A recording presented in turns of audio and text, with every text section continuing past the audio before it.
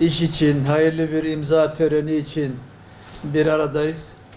Şehrimizin önemli sanayicilerinden, organize sanayi bölgesinde fabrikaları olan bir iş insanımız Mehmet Cansız Bey ile bugün bir hayırlı protokol yapacağız. Bir okul yapımıyla ilgili protokol imzalayacağız.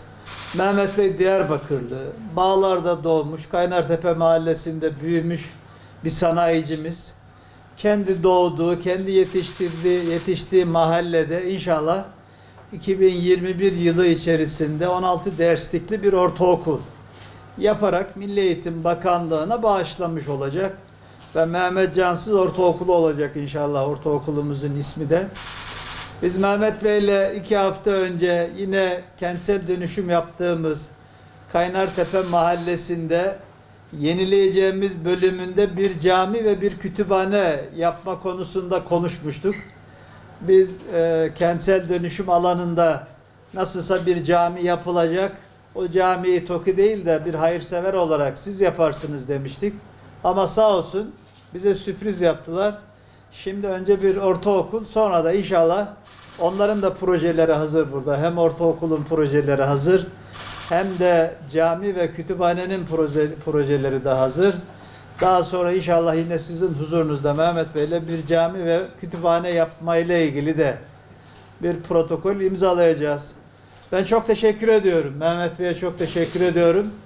Rabbim hayırlarını kabul etsin. Zaten hayırsever bir iş insanımız.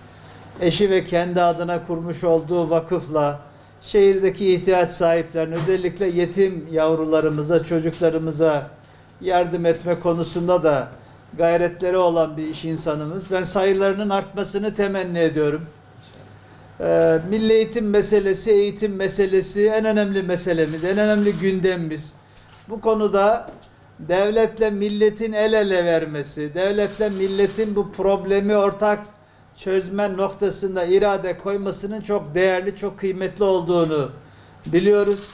Diyarbakır'da da inşallah bundan sonra da hayırsever iş insanlarımızla okul yapımı, eğitim kurumu yapımı, dini mekan, camidir, kütüphanedir yapımıyla ilgili bu tip protokolleri yapmayı arzu ediyoruz.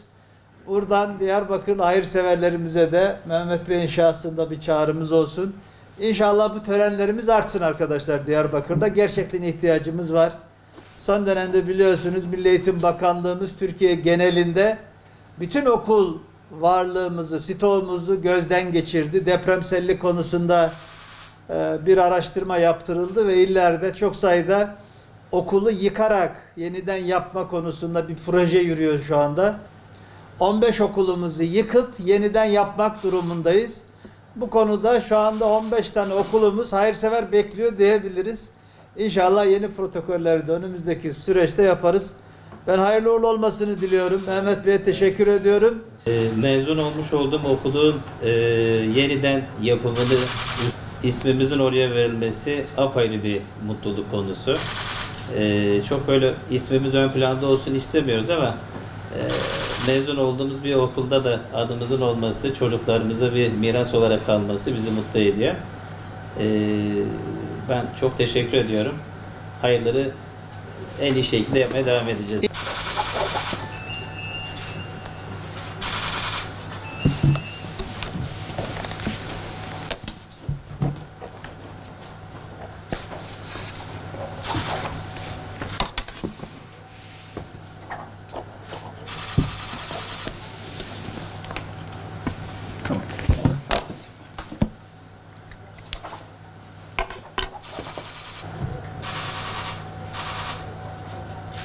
Hayırlı uğurlu olsun. Çok Rabbim hayrınızı kabul etsin. Bu sende kalıyor Mehmet Bey.